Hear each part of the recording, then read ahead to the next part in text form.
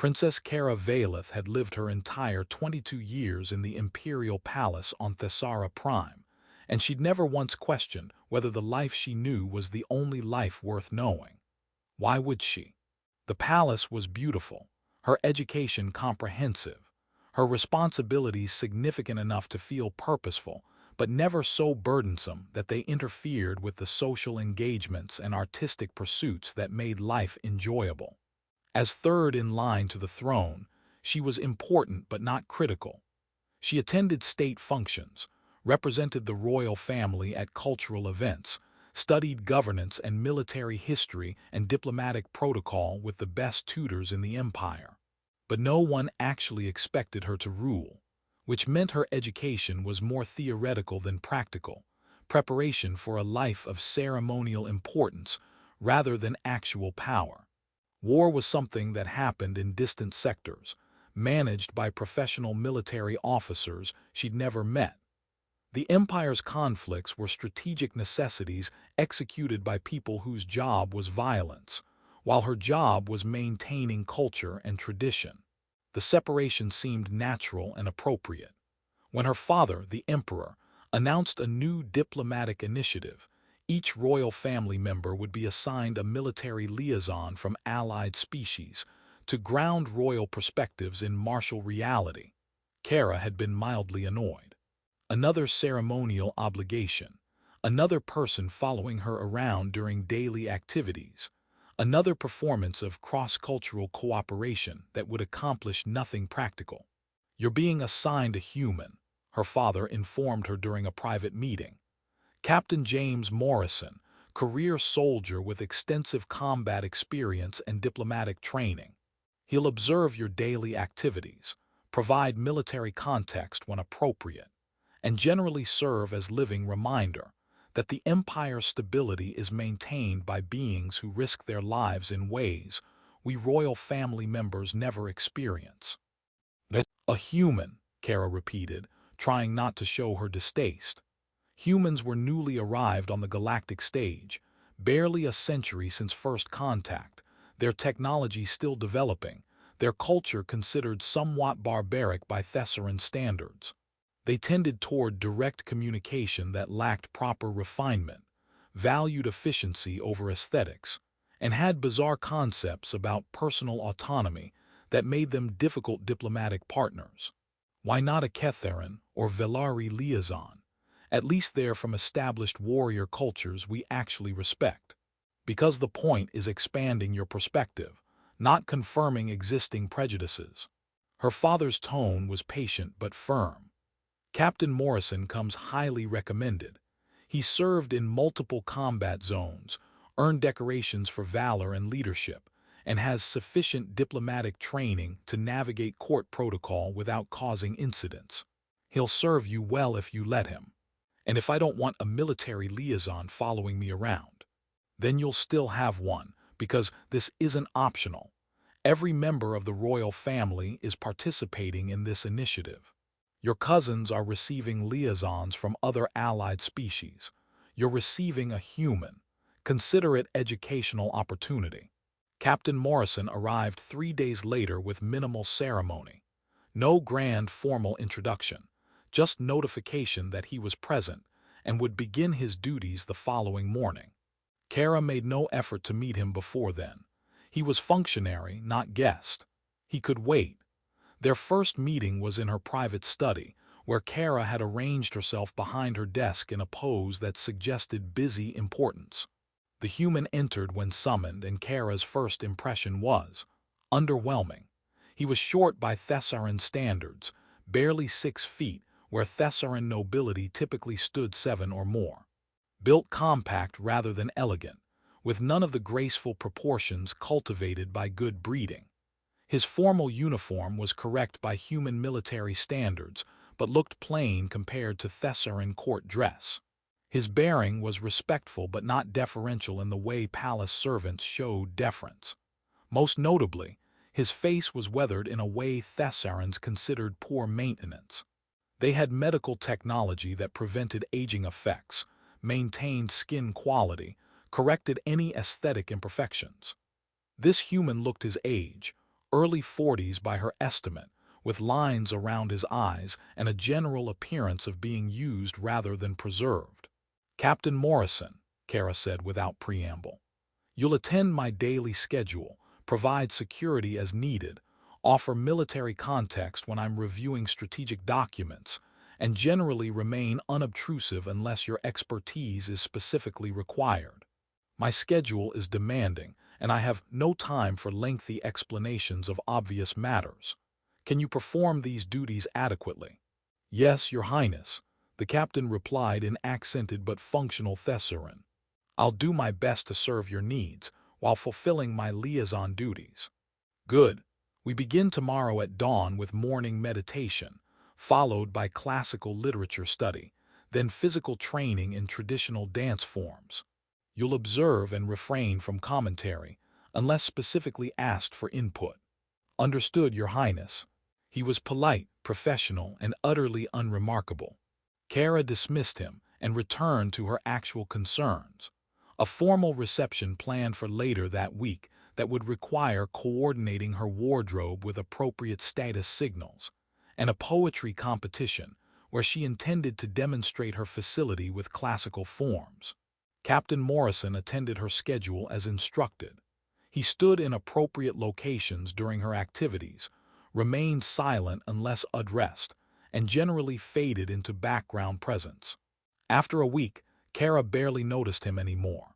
He was furniture that occasionally offered military context when she reviewed strategic documents, useful in the way reference materials are useful, but not interesting.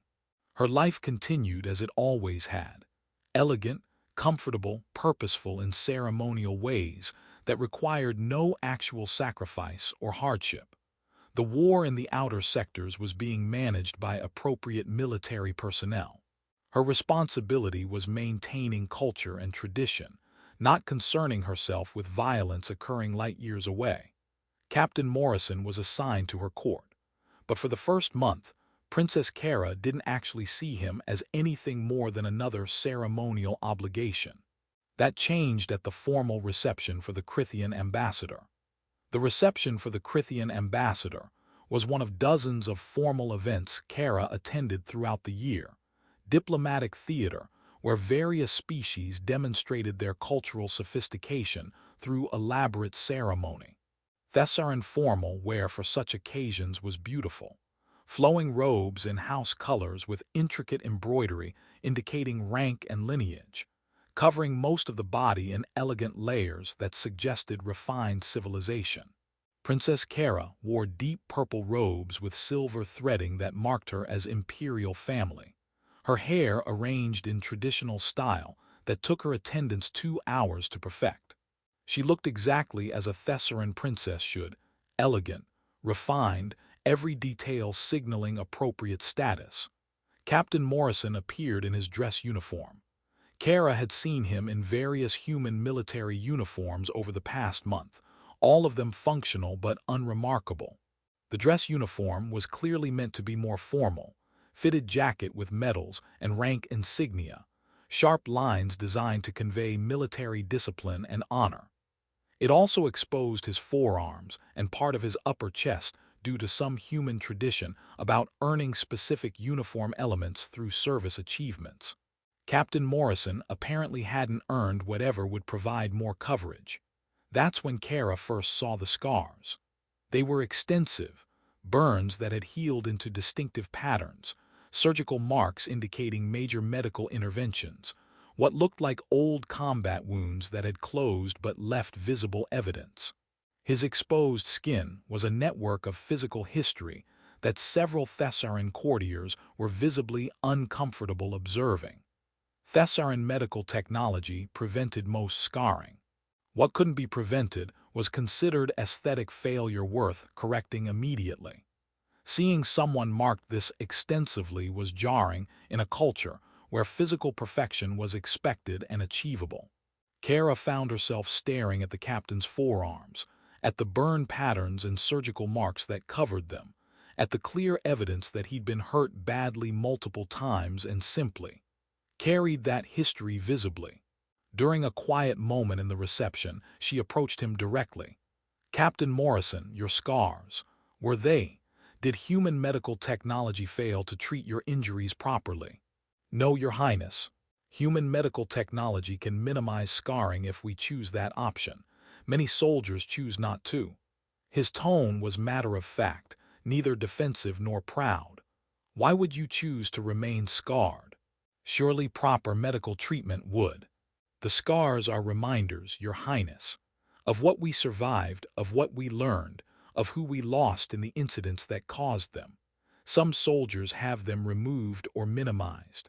Some of us prefer to keep them. Keira didn't understand, but pursuing the conversation during a formal reception would be inappropriate. She returned to her diplomatic obligations, but found herself watching Captain Morrison more carefully throughout the evening, noticing the way he moved, like someone whose body remembered being hurt. The way he maintained constant awareness of his surroundings, like someone who'd learned inattention could be fatal. The way he interacted with the palace guards, with professional respect rather than courtiers' deference. Over the following week, Keira found herself paying more attention to the human liaison she'd been ignoring. She noticed that his movements weren't clumsy. They were economical, every motion serving purpose without aesthetic flourish. She noticed that his awareness of surroundings wasn't nervous behavior. It was practiced vigilance that never fully disengaged. She noticed that his interactions with palace security weren't awkward attempts at friendship. They were professional recognition of fellow service members. During a review of military deployment documents, Keira asked about a specific engagement referenced in strategic reports. This conflict on Veridian III, what was the strategic objective? Securing the orbital platforms before enemy forces could use them to bombard civilian population centers, Captain Morrison replied with practiced efficiency. Then, after a brief pause, I was there. That's where I got these. He indicated burn scars on his left forearm. Equipment failure. Keira guessed, trying to understand how injuries occurred in modern military operations where technology was supposed to protect soldiers. Plasma fire. Our defensive position was hit during the evacuation of civilian sectors. We held long enough for the transports to clear, but 3 members of my squad didn't make it out. He said it calmly, like he was reciting facts from a report rather than describing what must have been traumatic experience. No emotional display, no request for sympathy, just information delivered because she'd asked a question. Keira was silent, processing this new context. She'd reviewed documents about the Veridian III conflict in her strategic studies, analyzed the tactical decisions, evaluated their effectiveness, written an assessment that her tutor had praised for its comprehensive understanding of urban warfare principles. It had been an academic exercise, a case study in military strategy and civilian protection protocols. She'd never considered that real people had been hurt, had died, had made choices under pressure that resulted in them being burned badly enough to leave permanent scars. I'm sorry for your losses, Keira said, the formal condolence sounding inadequate even as she spoke it. It was war, Your Highness. People die in wars. We do our best to minimize casualties, but losses are inevitable in combat operations. There was no bitterness in his voice, no anger or grief, just statement of reality delivered with the same matter-of-fact tone he used for everything. That was when Princess Keira first began to suspect that the human captain might be more than just another ceremonial obligation. She started paying attention, really attention, in ways she hadn't bothered to do before. During a garden party, she observed Captain Morrison maintaining constant environmental awareness even in obviously secure palace grounds. When she asked about it, he explained, situational awareness. You train yourself to maintain it continuously because environments that seem safe are sometimes where threats emerge. The training becomes automatic. You can't fully turn it off even when you intellectually know you're secure. But we're in the Imperial Palace. The security here is absolute. There's no conceivable threat for you to be aware of. You're correct, Your Highness. But 20 years of training doesn't stop functioning just because I'm in a safe environment. It's like, you probably breathe without consciously thinking about it. Situational awareness becomes similarly automatic for soldiers. I'm always tracking exits, potential threats, positions of security personnel, even when I know rationally that nothing threatening will happen here. During a thunderstorm, Keira noticed him flinch at a particularly loud crack, a brief, quickly controlled reaction that he clearly didn't want to show. When she mentioned it, he was quiet for a moment before answering. Sounds like artillery fire. Intellectually, I know it's just thunder, but the automatic response is still there. Combat conditioning doesn't fully fade even in peaceful environments. She began asking more direct questions about his service, about what combat was actually like versus how it was portrayed in her strategic studies. Captain Morrison answered honestly but without dramatization. He wasn't trying to horrify her or earn sympathy, just providing information she requested. This scar, Keira indicated a long surgical mark on his right arm, visible when his sleeve shifted during a weapons demonstration for the palace guards. What caused the injury requiring such extensive surgery? Shrapnel from explosive device. Defensive operation on Corvin Station.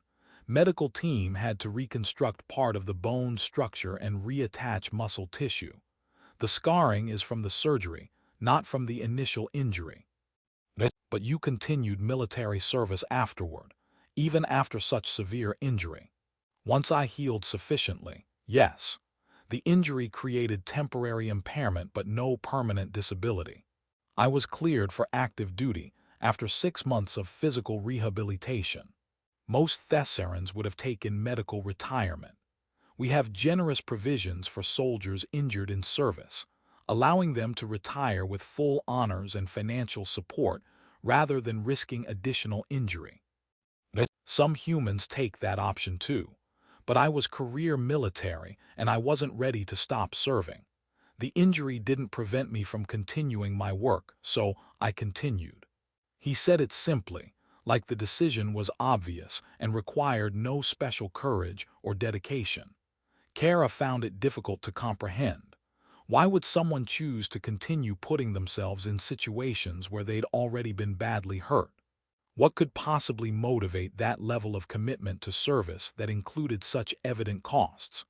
3 months into the liaison assignment, Princess Keira's worldview was beginning to develop cracks, small fissures in the comfortable certainty that had characterized her entire life. Captain Morrison's scars were becoming less about aesthetic failure and more about stories she was only beginning to learn how to read.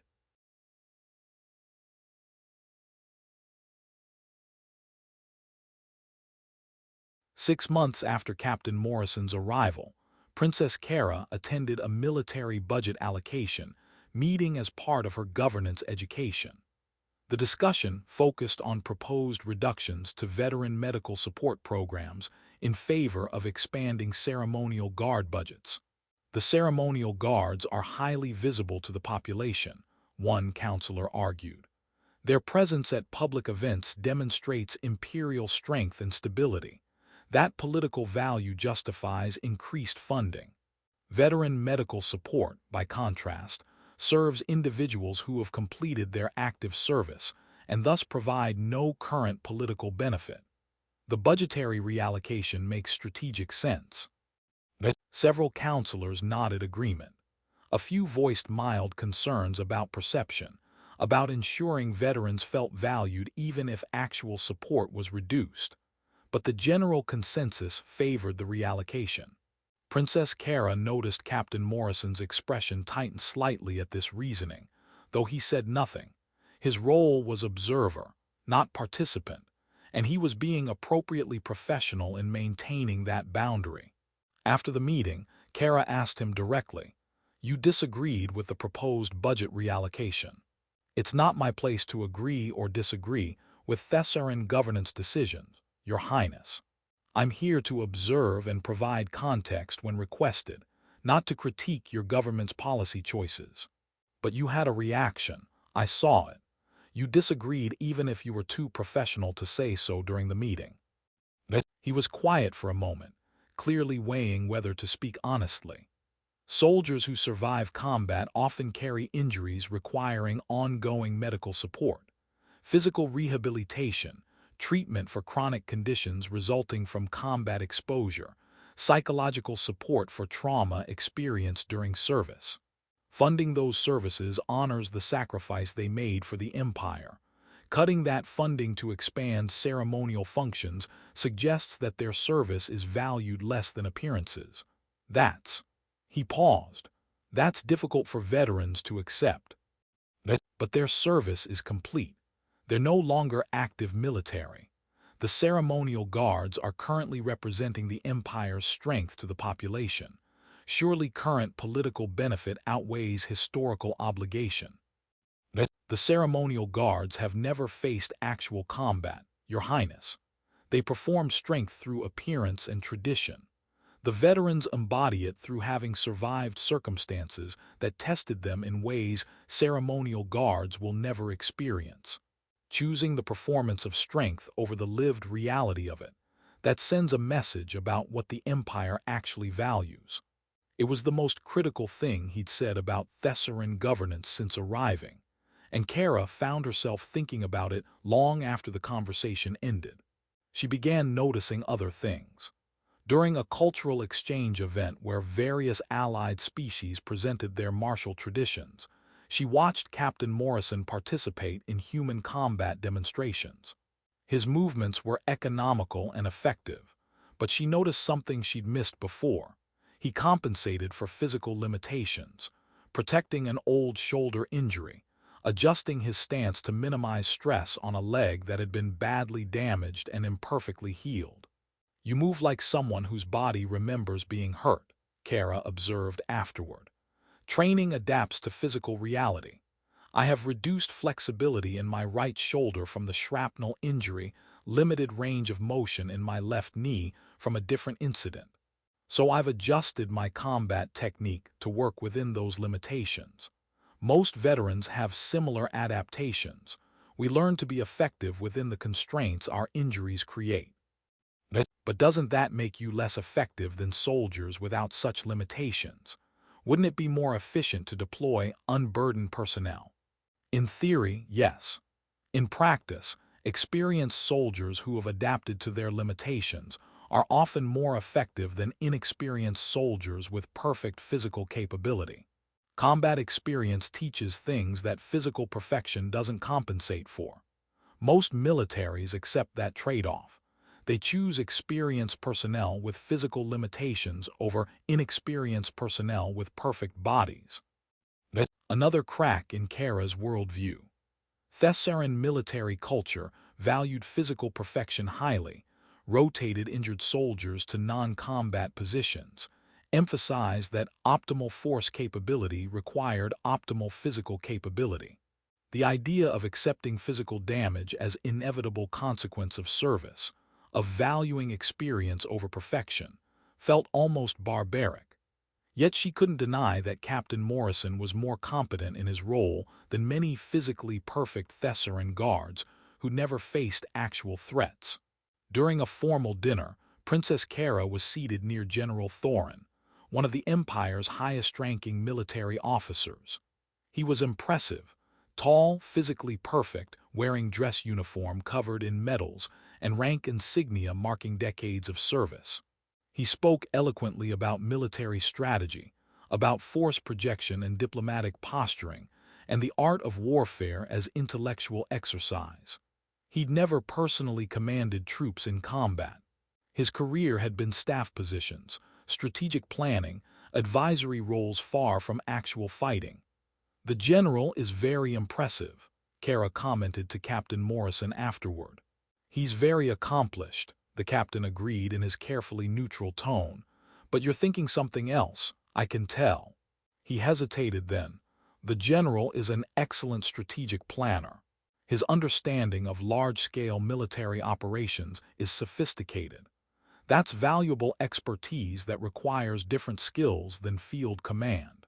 But his leadership has been developed entirely, in controlled environments, planning operations with time to deliberate, making strategic decisions at remove from their immediate consequences, commanding from positions of safety. That creates different perspective than leadership tested by direct combat conditions, where decisions have immediate life-or-death consequences, and you personally experience the results of your choices. You think his leadership is less valid because he hasn't been in direct combat. I think his leadership is appropriate for the role he fills, high-level strategic planning that requires intellectual analysis. I'm just noting there's a difference between leadership developed through academic study and strategic planning versus leadership forged through immediate experience of consequences. Both are valuable. They're just different. Princess Keira found herself comparing the general, physically perfect, extensively credentialed, eloquent and confident in his strategic knowledge, to Captain Morrison, who was scarred, unpolished, and quietly competent in ways that didn't announce themselves or seek recognition. One of them performed leadership through appearance and credentials. The other embodied it through having survived circumstances where performance wouldn't have kept him alive. She requested a formal private meeting with Captain Morrison, something she'd never bothered to do before. In her private study, without courtiers or attendants present, she asked the question that had been building for months. Why do you continue? 20 years of service, multiple severe injuries, losses of people you served alongside. You could retire with honors, take medical leave, find positions that don't repeatedly risk your life. Why keep serving in combat roles? Captain Morrison was quiet for a long moment before answering. Because the work matters. Because conflicts don't resolve themselves, and someone has to step into dangerous situations to protect people who can't protect themselves. I have the experience and training to do that work effectively. Stopping would mean leaving that responsibility to others who might not be as prepared. But you've already given 20 years. Surely you've fulfilled any reasonable obligation. It's not about fulfilling obligation or meeting some quota of service, Your Highness. It's about continuing to serve while you're still capable of serving effectively. The universe doesn't stop producing conflicts just because I'm tired or scarred or ready for easier life. The work remains, and I'm still able to do it. He paused, choosing words carefully. The scars and the experience they represent, they're not just damage, they're education. I've learned from every injury, every operation that went wrong, every loss. That accumulated knowledge makes me more effective now than I was 20 years ago despite being physically less perfect. Retiring would mean taking that experience out of active service when it could still save lives. In Thessaran culture, we would say you've sacrificed enough. That continued service after such injuries is unnecessary martyrdom. Humans don't see it as martyrdom. We see it as choosing to continue bearing responsibility we're still capable of carrying. Leaving service when you're still effective feels more like abandoning duty than like earned retirement. Keira tried to understand this, to reconcile it with her worldview where people served their required time and then moved to comfortable positions appropriate for their status. When I look at your scars, I see suffering you've endured. What do you see? I see reminders of what I survived, of lessons learned under pressure, of people I couldn't save and techniques I developed to improve chances of saving others in future operations, of challenges I overcame and adapted to. His tone remained matter-of-fact. The scars are physical record of experience. They're not just about suffering, they're about continuation despite suffering, about adapting and remaining effective despite accumulated damage. Most species would seek to erase such reminders, to heal completely and move forward without visible evidence of past trauma. Perhaps, but humans tend to think that forgetting suffering makes us more likely to repeat mistakes that caused it. The scars keep us honest about costs, about what war actually means versus how it's discussed in strategic planning sessions far from consequences. It was pointed comment, and Keira recognized it. You think I don't understand what war actually means. I think you understand war as strategic abstraction, Your Highness, as political necessity managed at distance, as historical event to be studied, as tactical puzzle to be analyzed. That's appropriate for your role and position. You're not a field commander and don't need to understand war the way soldiers do. He paused. But there's a difference between understanding war academically and understanding it as lived experience, between knowing that casualties occur and being present when they happen, between analyzing strategic trade-offs and personally experiencing the costs being traded. And you think my lack of lived experience makes my understanding inadequate? I think your understanding is appropriate for who you are and what you're expected to do. Royal family members shouldn't need to personally experience combat to make governance decisions. But I also think that leadership developed entirely at remove from consequences tends to make different decisions than leadership that has personally experienced the costs of those decisions. Neither approach is inherently superior. Detachment enables strategic clarity that personal investment might compromise, but they produce different results. The conversation haunted Princess Keira for weeks afterward. She began noticing how strategic planning discussions abstracted real suffering into acceptable casualty rates, how diplomatic decisions authorized violence while carefully avoiding direct acknowledgement of what that violence meant for people experiencing it, how governance at palace distance created illusion that war was clean and manageable rather than brutal reality that left permanent scars on survivors. 2 years after Captain Morrison's arrival, Princess Keira had changed in ways that made traditional courtiers uncomfortable. She asked inconvenient questions during military planning sessions, visited veteran medical facilities despite such visits being considered morbid and politically useless, advocated for policy changes that prioritized substance over appearance. The princess has become inappropriately focused on military matters, advisors complained to the emperor. It's unseemly for her position and disrupts court harmony. The princess has developed realistic perspective on costs of decisions we make at comfortable remove from their consequences. The emperor replied, having received detailed reports about his daughter's transformation. Captain Morrison has performed his liaison role exceptionally well, provided authentic military perspective that altered how she thinks about governance. That was the entire purpose of the initiative. During a formal ceremony recognizing Captain Morrison's 2 years of liaison service, Princess Keira noticed his dress uniform now displayed additional metal ribbons. But she also noticed something else. Despite 2 years of relatively safe palace service, he'd acquired no new visible scars. No new injuries, she observed quietly afterward. Court life must seem remarkably safe after combat zones. It is remarkably safe, Your Highness, though I'll admit I sometimes miss the clarity of combat environments. Everything is straightforward in combat. Survive, complete mission, protect people depending on you. Court politics is significantly more complicated. Because in combat, costs are immediate and personal. At court, they're distant and abstract. We authorize violence but never see its results.